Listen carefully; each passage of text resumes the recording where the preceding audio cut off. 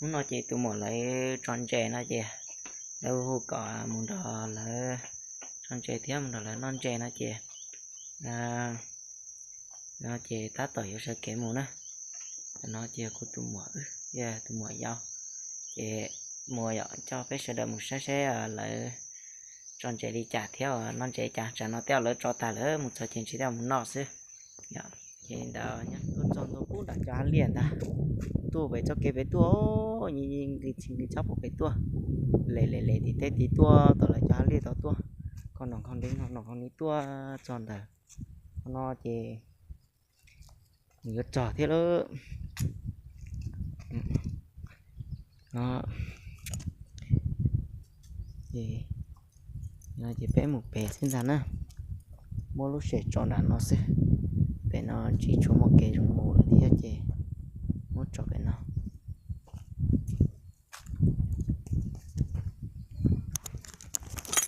ô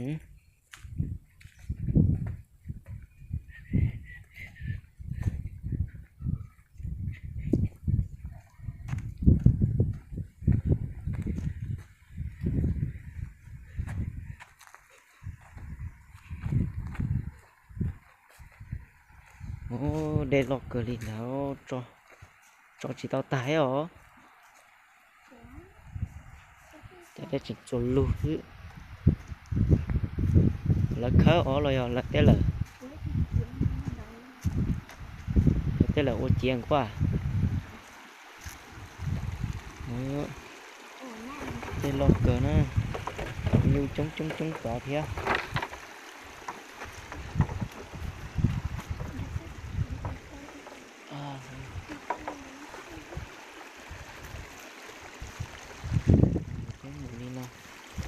chủ có anh có chụp khó một chẳng nào á và tôi cho nó lấy cái tỏa từ sông nào này một đi nọ ơi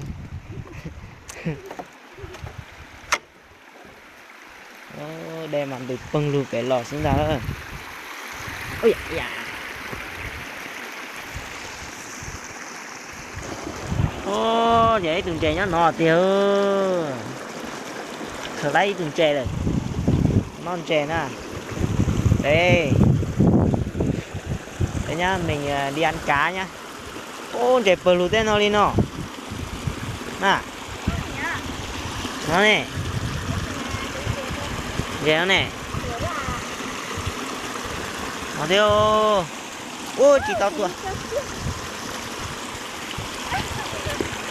ôi à khởi lánh chè nè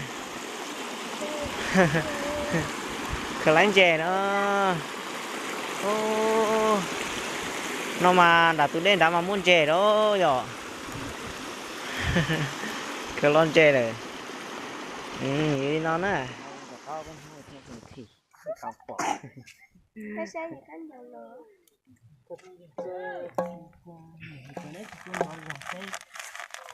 ồ mấy vừa cho nó cho nó bây giờ chúa cho nó đâu ăn chè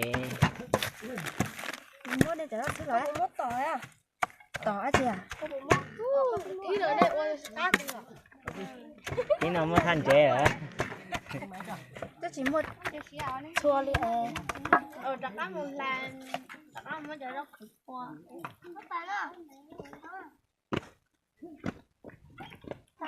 rồi nó mang cho cô đi nó mà trong tao nè ôi giờ tụi trâu có bò xì cao quá nó cho chúng ta luôn tôi có xem nữa tôi nói chỉ cả liền sẽ đi làm tàu chè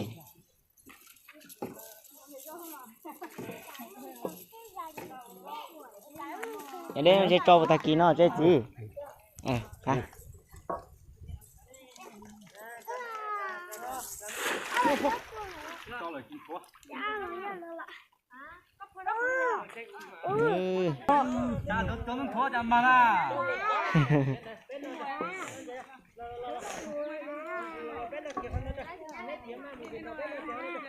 sẽ phụ lái ó ơi lên tao đã tí rồi chị ơi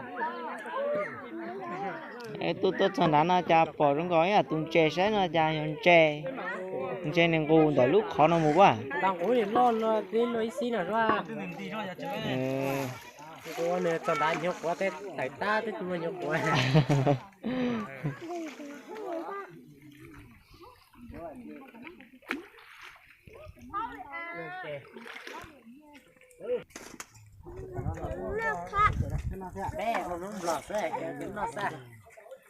con nói cán đà mò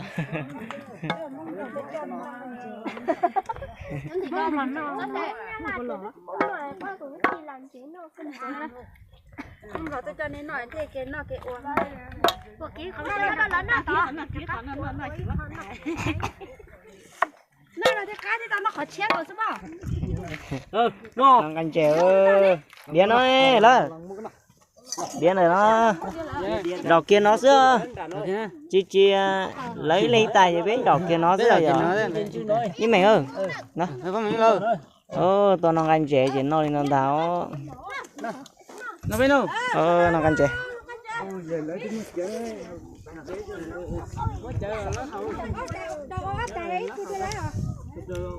phát cơm mà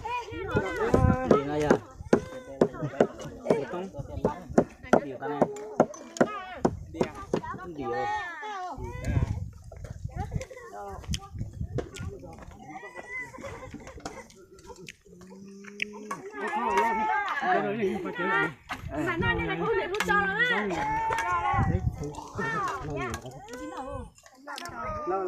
cái này to này nó cho trong mỏ cái này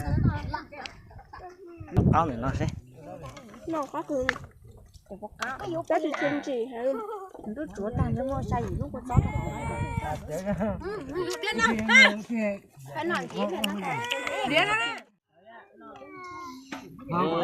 chị trẻ ơi mình một cái trẻ bé ha mà đó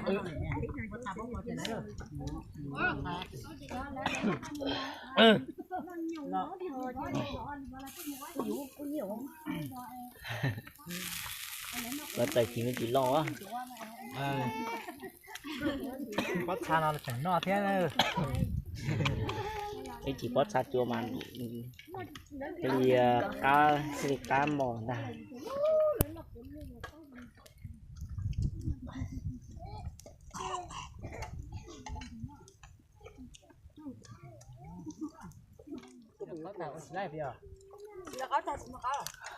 thì một âu nữa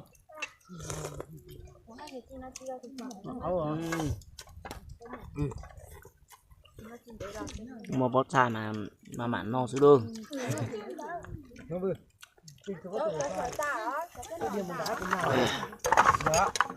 bây giờ cho các bài nghe bài xét của mình chứ các bạn lo ông cha của ta lúc đá này từ một lúc cho tròn đá xuống mà cháu đuổi chỉnh khờ lái với tụi mình đặt cái nè lúc cho ta số máy in nè có máy số máy in nè thì giờ nếu cho nên cho kiện được hoa này để bóng hoa mò nhỏ cái quả trong đó mình nhá đá tiền nhá giờ để lại cái trắng trong đá tao sát sát chạy từ là eo già tứ mô nói xíu nè chết rồi vô nói xíu nè cháu em muốn đá cháu em bé rồi cháu lo em đá tết tao từ ta lá như từ ta to rồi xin ta rồi chơi nhậu em nè nhậu cho đẹp búa nó còn đá em bảo đi cho con nói mà tròn đá bây giờ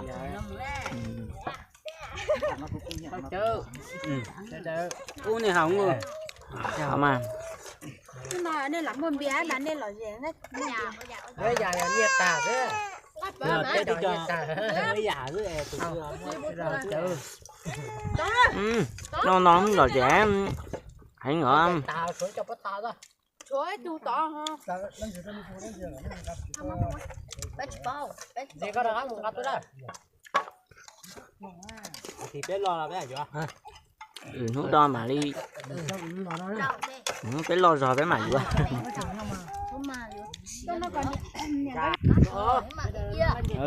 cái nó cái gì chi á nó hãy cờ đó tay đi tay rất là đây nó sửa tẻ sửa thiệt á dọc thì đã mua tẻ không? Mua biết gì rồi. Dọc thì ô đang ngó từ tròn đấy nhưng chỉ mất gì chia ra nổi lên cả. à Hả? ngó từ đào tròn đào lúc không đào mất gì Bèn chè cái nào? Ủa vô, đó đã thế. đó tuộng khởi đàn này Lẽ thì dọc thì đó này chỉ tan nóng là to á. anh tròn nó ra cho anh chỉ tầm đàn ra tụi này nó mình trẻ lắm Để mua xem mua là nó nó thế là cái tua. nha phanh nó trẻ tàu đen Ô máy chúng nó từ ơi. Trên quên lấy mà. Kìa. Cái chỉ mới vào cái Facebook. Dạ, những cái mua cho nên là tính là nó tính cũng có mà. Mặc tên trẻ. phát cờ thế Nó có một chiếc chuyện đâu. Chị sẽ không có cái. Đó mà đi từ lớp. Nên chúng nó chơi để chơi. Ngon à? Phải nói. Tôi tự chơi bé rồi đi tới chơi không có. Đấy. Mà chị đã chạy kìa phải chả bé trở nó làm kìa.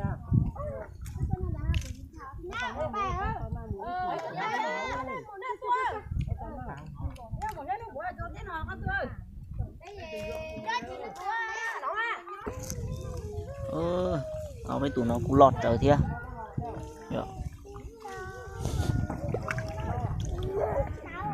lọt cờ thế này của tao tao mỗi chí của mua mỗi chí vậy ui nó tao mỗi chí tao thế đó con nú nó ra con nú lấy tụi lo nói nè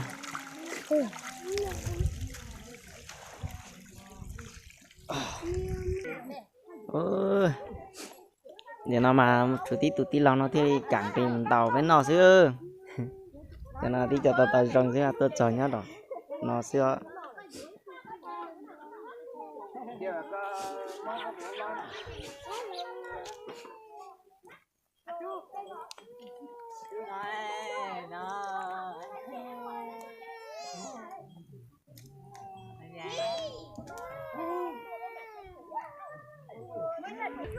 để nó nhẹ lấy một chế rồi tôi cho chị nhói tiệt cho mà múa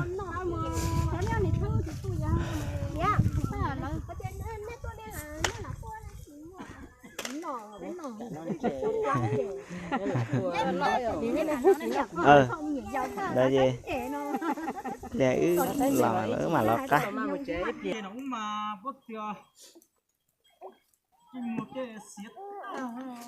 Cái màu của tôi con để trong chỉ có đá hao ra. Bê tí thôi. Dạ. Ăn để tao muốn chế bà. Cái màu cũng ăn đánh xí chứ. Ăn gì? Con chế thăm loa. Một tua thì ăn thôi. Thăm loa là 2 giảm mua. Là 2 giảm. cái tua cho là ua cho nó là quá Chỉ cho nó nọ sơ. nó cái gì để nó được chín chè nữa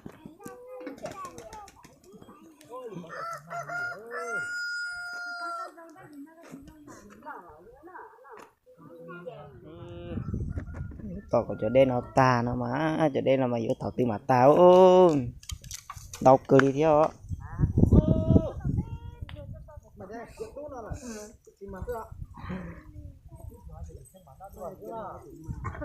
tao lấy ít đồ một chè tí đi họ nói chè nó gì đó chè khét tí ta là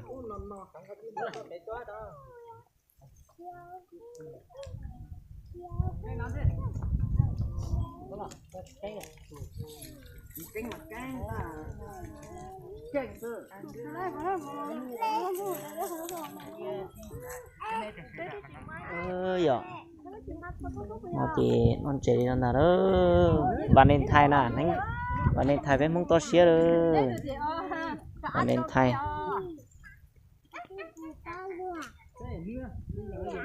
nó bây giờ cái mông to xía bạn nên thay nữa này là nó bạn nên thay chỉ vớiตัวnon trẻ nó nè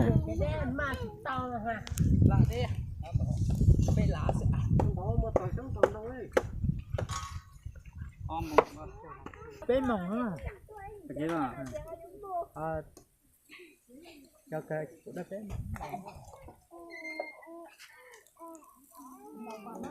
Lâu một chỗ này một sao Là ôm mông. Có vô mù nó chè cũng mà chi chút chúa tủ lo nó có nó kia tụi nó có mù đây Non to hơn mấp lá hè. Chọc lá.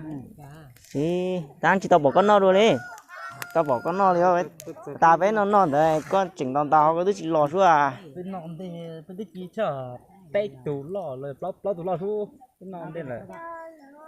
nó đây là nó chẳng chỉ có Con tàu ta chim ma chui á. Cú tưởng cái lửa chim ma to tí mà yếu tụ. Có lẽ tí bị đánh xuống à.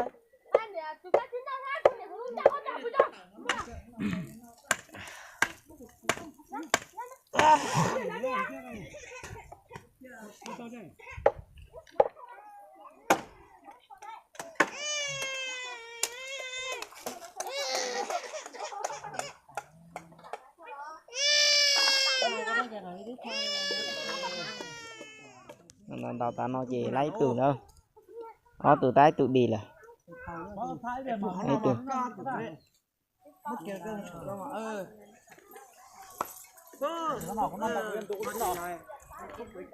Chí chúng lo. cho nó nữa cơ ô chỉ nó chỉ không có